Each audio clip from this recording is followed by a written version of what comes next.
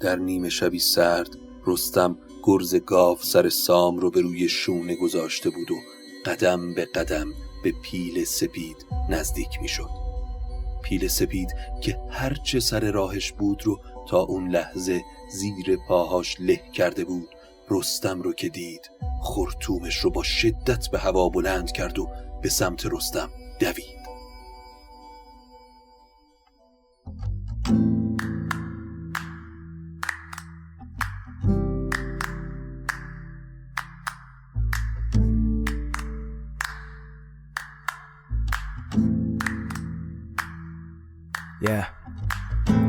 اگه حالت گرفته است، چشات پف کرده و خسته است، پاشو چای دم کن، کیک تو فرن بشین و گوش کن به داستان و فن.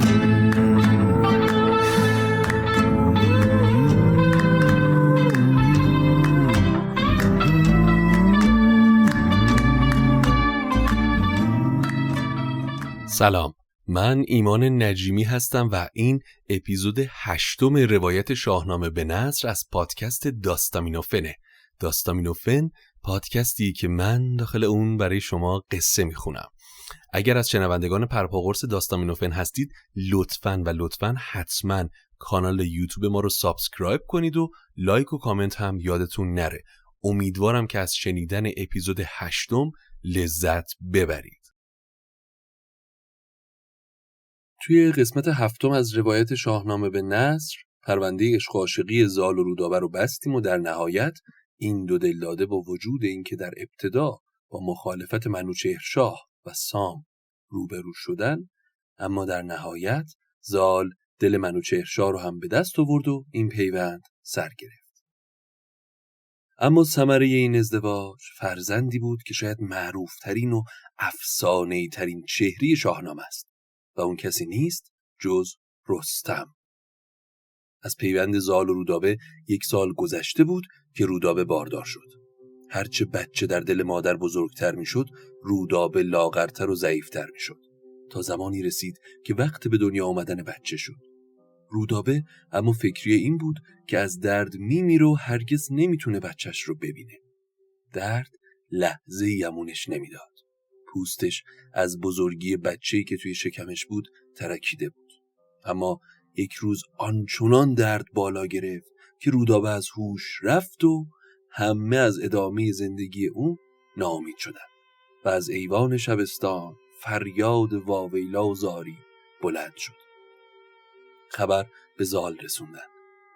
خبر دادن گلی که در بوستان داشتی پژمرده شد. زال گریه کنان به بستر رودابه رفت. زال که افسرده و گریه کنان کنار تخت رودابه زانو زده بود، ناگهان به یادش اومد که شاید سیمرغ بتونه رودابه رو نجات بده. چون اگه یادتون باشه روز جدایی زال و سیمرغ چند تا از پرهای خودش رو به زال داد و گفت هر جا به کمک من نیاز داشتی کافیه که یکی از این پرها رو آتیش بزنی تا من به کمکت بیام. پس زال هم یکی از پرهای سیمرغ رو آتیش زد و هنوز پر سیمرغ کامل دود نشده بود که آسمون تیره و تار شد و لحظه‌ای بعد پرنده بزرگی که سیمرغ باشه به زمین فرود اومد. سیمرغ پرسید: دستان، برای چه غمگینی؟ فکر هیچ چیز رو نکن که از رودابه فرزندی به این دنیا میاد که از صدای اون چرم پلنگ به تنش چاک چاک میشه، که از این سرو سیمین بر ماه روی یکی نر شیر آید و نامجوی، به بالای سرو و به نیروی پیل به آورد خشت افکند بر 2 میل. دستان، پزشکی هوشیار بیار و دستور بده به رودابه اونقدر شراب بدن که بیهوش بشه. وقتی بیهوش شد با خنجری بران پهلوی اون رو پاره کنن و کودک رو به سلامت به دنیا بیارن. وقتی کودک رو خارج کردن جای شکافته رو بدوزن و دستور بده گیاهی رو که میگم با شیر و مشک کوفته و هر 3 رو در سایه خشک کنن و بر روی زخم بریزن. وقتی این کار رو کردن پر من رو به جای زخم بمال تا زخم کامل خوب شه. و سیمرغ یکی از پرهای خودش رو کند، به زال داد و فوراً به آسمون پرواز کرد. همه در شگفت بودن که چطور ممکنه این اتفاق بیفته. سیندخت گفت چطور ممکنه فرزندی رو از پهلوی مادر به دنیا بیاری؟ اما زال دل به این حرفها نداد، چرا که از دانایی سیمرغ آگاه بود. پس دستور داد پزشکی حاذق آوردن تا این عمل رو انجام بده. فرو ریخت از مژه سیندخت خون، که کودک ز پهلو کی آید برون. یکی بچه بود چون گوی شیر فش، به بالا بلند و به دیدار کش. شگفت اندرو مانده بود مرد و زن، که نشنید کس بچه پیلتن. همان دردگاهش فرو دوختند، به داور همه درد بسپوختند. شبان روز مادر ز می خفته بود، ز می خفته و هوش از او رفته بود. شبان روزی رودابه بیهوش بود. موبد زخم رو دوخت و فردای اون روز رودابه وقتی چشم باز کرد کودک رو پیش مادر بردن. رودابه که فرزند رو دید درد و رنج بیماری ازش دور شد و همون روز اسم کودک رو رستم گذاشتن. زال دستور داد مهدی از حریر ساختن و زیرش رو موی سمور ریختن و روی نوزاد رو پوشوندن تا چشم آفتاب هم به کودک نیفته. اما رستم مثل باقی بچه ها نبود. از بزرگی جثه موقع تولد گرفته که مجبور شدن پهلوی رودابه رو بشکافن تا بتونن رستم رو با اون جثه به دنیا بیارن تا زمان کودکیش. رستم هنوز یک کودک بود که روی اسب می نشست و سواری می کرد. اما از سمت دیگه سام پدر بزرگ رستم برای اینکه نوش رو بتونه ببینه نقاش ها رستم رو نقاشی کردن و برای سام فرستادن. از زابل تا کابل همه جا رو جشن گرفته بودن. اما وقتی عکس رستم رو نشون سام دادن مو به تن سام راست شد و گفت این بچه درست شبیه منه. بعد از یک هفته سام نامه‌ای به زال نوشت و گفت که برای دیدن رستم به اونجا خواهد اومد. اما گفتیم که رستم با باقی بچه ها متفاوت بود. خب یکیش میزان خوراک این بچه پیلتن بود. چندین دایه به رستم شیر میدادن اما کودک هیچ وقت سیر نمیشد تا ناچار شدن از شیر بگیرنش و بهش نان و گوشت بدن. رستم روزانه به اندازه 5 مرد غذا میخورد. در 8 سالگی شبیه نوجوانها بود. خبر به سام رسوندن که رستم درست شبیه توه. سام با سپاهش روونه زابلستان شد. زال که از اومدن سام با خبر شد دستور داد فیل بزرگی رو آراسته کردن و رستم رو به اون نشوندن و به استقبال سام رفتن. مهراب کابلی و زال جلوی فیل با اسب می رفتن. تا چشم سام از دور به رستم افتاد دستور داد سپاه از 2 سر صف کشیدن. مهراب کابلی و زال از اسب پیاده شدن. سام خودش به سمت فیل رفت و به رستم سلام کرد و گفت همین بس که تا جهان بوده این چنین کسی از دل مادر بیرون نیومده. خوشحالم که میبینمت رستم. رستم پیش سام تعظیم کرد و گفت ای پهلوان جهان، من شاخه‌ای هستم از بنیادی که به تو وابسته است. یکی بندم نامور سام را، نشایم خور و خواب آرام را. به چهره تو ماند همی چهره‌ام، چو آن تو باشد مگر زهره‌ام. رستم از فیل پایین اومد و سامون رو با آغوش کشید. سر و چشمش رو بوسید و همه با شادی به سمت ایوان زال رفتن. اما بگیم از ماجرای رستم و پیل سپید. یه روز که رستم با دوستاش داخل بوستانی نشسته بودن و مشغول بزم و خوشگذرونی بودن، خبر به زال دادن که چه نشسته‌ای که رستم توی باغی نشسته داره جوج میزنه با مایات تلخ و هر و کرش بلنده. زال که این خبر رو شنید فکری شد و سریعاً رستم رو احضار کرد و بهش گفت رستم، تو فرزند زالی، نوه سام نریمانی، بهتر از مردم گردن فراز دوست بگیری. یواش یواش باید خودت رو آماده کنی که آینده حکومت رو به تو بسپارم پسر. حالا هم فرمان دادم تا همه چیز رو برای تو فراهم کنن که زندگی مستقلی داشته باشی. زال این را گفت و به شبستان خودش رفت. رستم هم حرفهای پدر را آویزه گوش کرد، به خوابگاهش رفت و همینطور که فکری حرفهای پدر بود به خواب رفت. هنوز ساعتی نگذشته بود که صدای خروش و فریاد و شلوغی از درگاه کاخ و خیابون بلند شد. رستم تهمتن از خواب پرید و از نگهبان پرسید چه اتفاقی افتاده؟ نگهبانی با عجله خودش رو به داخل تالار رسوند و گفت پیل سپید از بندش رها شده و توی کوی و بازار به راه افتاده. کلی از مردم صدمه دیدن. صدای شلوغی مردمه که داره میاد. هر کی از یه وری داره فرار میکنه. هیچ کس جلودار پیل سپید نیست. رستم که این خبر رو شنید با جستی پرید و گرز گاوسر سام رو برداشت و لباس پوشیده و نپوشیده به سمت بیرون از کاخ دوید. بزرگان کاخ جلوی رستم رو گرفتن و در رو بستن تا بیرون نره. رئیس قراولان بلند گفت رستم، من از بیم زال این در رو باز نمی کنم. شب با آسمون نشسته و پیل زخمی رها شده. اگر بیرون بری و گزندی به تو برسه چه کنیم؟ هیچ کس نمیتونه جواب زال رو بده. رستم سرخ شد و مثل یک گاو زخمی با یک مشت رئیس قراولان رو به سمتی پرت کرد و دیگه کسی جرأت نکرد جلو بیاد. گرز به دست به سمت پیل سفید دوید. تهمتن وقتی به سمت فیل سفید رسید نعره بلندی زد تا حواس فیل رو به سمت خودش جلب کنه. فیل تا رستم رو دید به سمت اون دوید.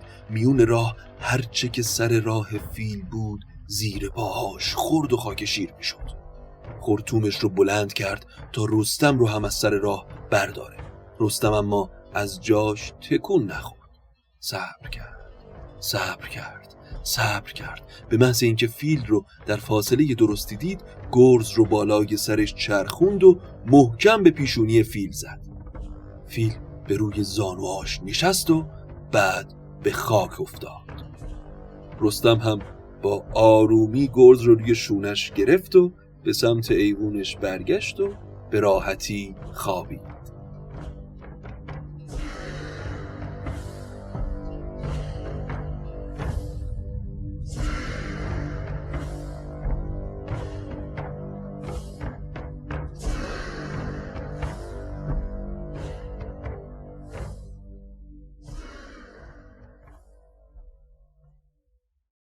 وقتی که صبح شد زال به ایوان خودش اومده بود که خبر رسوندن شب پیش رستم با گرز سام پیل سپید رو با یک ضربت کشته.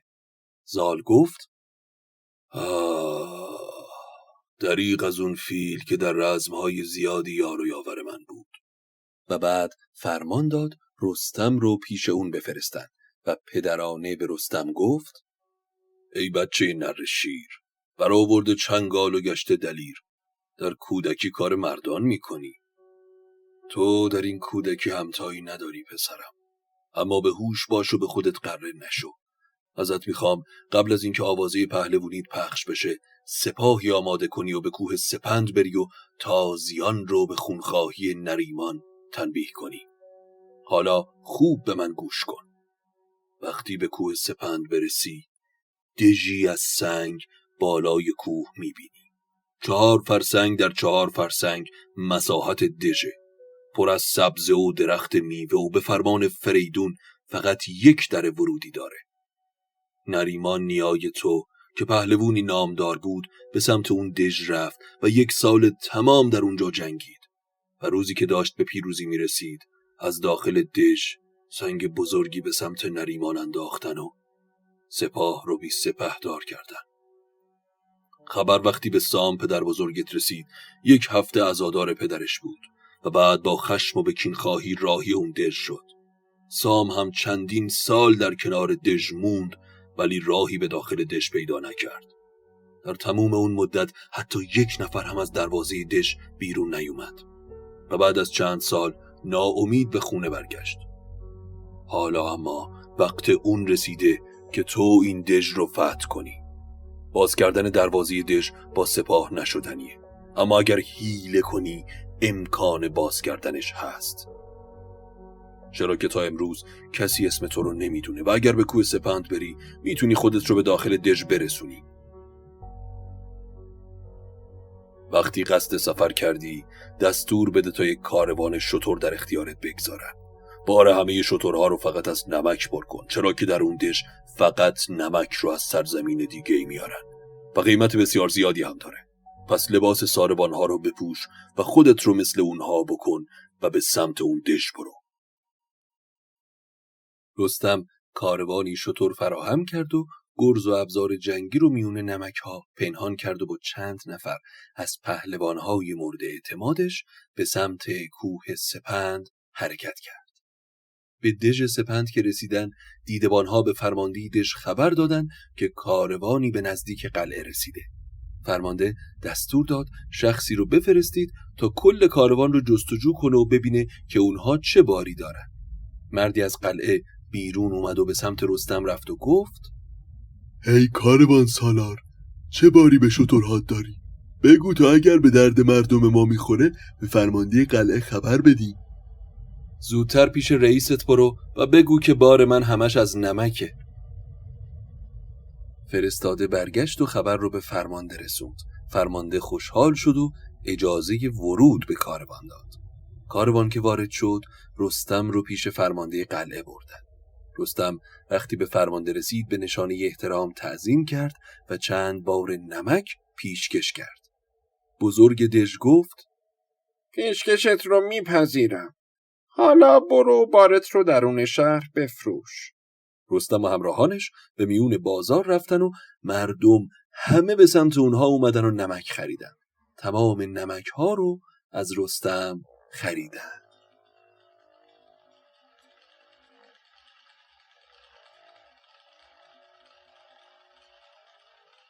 وقتی که شب از نیمه گذشت رستم به آرومی پهلوانها رو از خواب بیدار کرد. همه آماده جنگ شدن و از همون مسیری که به بازار اومده بودن روونه ایوان فرمانده دژ شدن. دربان اما متوجه حضور اونها شد و با رستم درگیر شد. رستم با یک ضربه گرز دربان رو از میون برداشت، اما از سر و صدای این درگیری همه دژ خبر شدن. جنگی به پا شد تموم عیار، اما رستم در جلو و همراهانش در پشت سرش هر کس رو که سد راهشون میشد از میون بر می داشتن. مبارزه اونها تا طلوع آفتاب طول کشید. وقتی صبح شد یک نفر از سپاهیان دژ نمونده بودن. رستم شروع به گشتن داخل دژ کرد و دید خونه اونجا هست تماماً ساخته شده از سنگ خارا که یک در آهنی بزرگ هم داره. رستم گرز گاو سر سام رو بالای سرش چرخوند و با قدرت تمام با یک ضربه در رو شکست. قدم که داخل گذاشت دید گنبدی بزرگ داخلش هست که تمومش پر از طلاست. پس دستور داد همه طلاها و جواهرات رو جمع کنن و بیرون ببرن. و رستم هم مشغول نوشتن نامه‌ای به زال پدرش شد که دژ رو فتح کردن و 500,000 خروار زر و نقره ناب به دست آوردن و حالا منتظر فرمان زال میمونن تا با این غنایم چه کنن. نامه رو به قاصد تیزپایی سپرد تا اون رو به نزد زال ببره. وقتی نامه به زال رسید نامه‌ای به پسرش رستم نوشت، اون رو ستایش کرد و در ادامه گفت: 1000 شتر برای تو میفرستم تا هر اون چه رو که میخوای بتونی بار کنی و به سمت خونه بیاری. اما وقتی از دژ خارج شدی اون رو نابود کن و آتش بزن که به دست دشمن دیگه ای نیفته. وقتی قاصد نامه رو به دست رستم رسوند، رستم اول از میون غنایم بهترینشون رو برای پدر جدا کرد و باقی رو بار شترها کرد.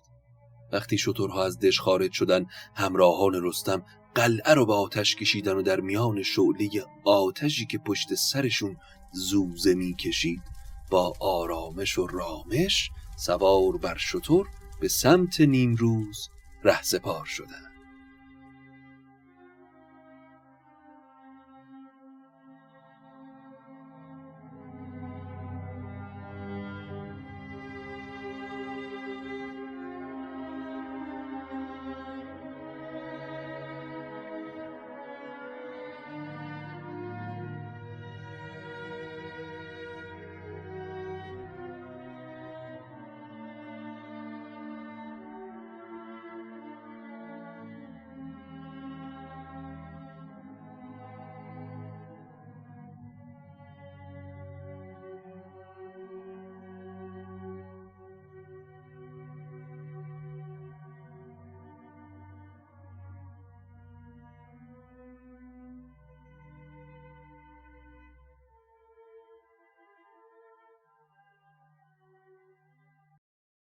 خب فکر میکنم از داستان منوچهر شاه دور افتادیم. حالا وقتشه که برگردیم به داستان منوچهر، چرا که شاهنامه داستان شاهانه. منوچهر 120 سال زندگی کرد و وقتی کار به اون جایی رسید که باید بار سفر از این دنیا میبست، ستاره شناسان دورش جمع شدن و براش از آسمون و زمین داستانها گفتن. منوچهر را سال شد بر 260، ز گیتی همی بار رفتن ببست. ستاره شناسان بر او شدند، همی ز آسمان داستانها زدند. ندیدند روزش کشیدن دراز، ز گیتی همی گشت بایست باز. بدادند زان روز تلخ آگهی، که شد تیران تخت شاهنشهی. گه رفتن آمد به دیگر سرای، مگر نزد یزدان بیاید جای. منوچهر شاه ای شاه ایران، هر چه خواهی بگو و بکن.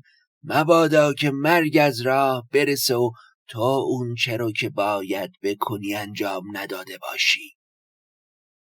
منوچهر وقتی از این اتفاق باخبر شد، همه موبدها و بزرگان رو احضار کرد و هر چه در دل داشت به اونها گفت و بعد رو به پسرش نوذر کرد و گفت که این تخت شاهی فسون است و باد، بر او جاودان دل نباید نهاد. مرا بر 120 شد سالیان، رنج و به سختی ببستم میان. بسی شادی و کام دل راندم، به رزم اندرون دشمنان ماندم. به فر فریدون ببستم میان، به پندش مرا سود شد هر زیان. بجستم ز سلم و ز تور سترگ، همان کین ایرج نیای بزرگ. زان پس که بردم بسی درد و رنج، سپردم تو را تخت شاهی و گنج. چون فریدون مرا داده بود، تو را دادم این تاج شاه آزمود. 120 سال زندگی کردم و اون چه رو که فریدون گفت انجام دادم. جهان رو از بدکاران پاک کردم، چقدر شهر ساختم. حالا پس از اون همه رنج حکومت رو به تو میسپارم و وصیت میکنم جز نیکی با خلق نکنی. هرگز از یزدان پاک رو بر نگردون. کنون نو شود در جهان داوری، چو موسی بیاید به پیغمبری. پدید آید آنگه به خاور زمین، نگرتا نتابی بر او بکین. بدو بگروان دین یزدان بود، نگه کن ز سر تا چه پیمان بود. پسرم طولی نمیکشه که مردی به نام موسی پیامبر میشه. نوذر مبادا با اون دشمنی کنی. اگر دینش رو به تو تبلیغ کرد بپذیر، چرا که اون دین یزدانه. بعد از اون سپاهی از ترکان روبروی تو قرار میگیرن. فرزند پشنگ دشمن تو میشه و تورانیان کار رو بر تو تنگ میکنن. وقتی به سختی افتادی از سام و زال کمک بگیر. خاندان نریمان همیشه یاور پادشاهان ایرانن و این رو بدون که فرزند زال شهر توران رو ویران میکنه. منوچهر سخن رو که به اینجا رسوند بدون هیچ بیماری و دردی دو چشم کیانی به هم برنهاد و آهی سرد از سینه بیرون داد و از دنیا رفت. دو چشم کیانی به هم برنهاد، بپژمرد و برزد یکی سرد باد. شد آن نامور پرهنر شهریار، به گیتی سخن ماند زو یادگار.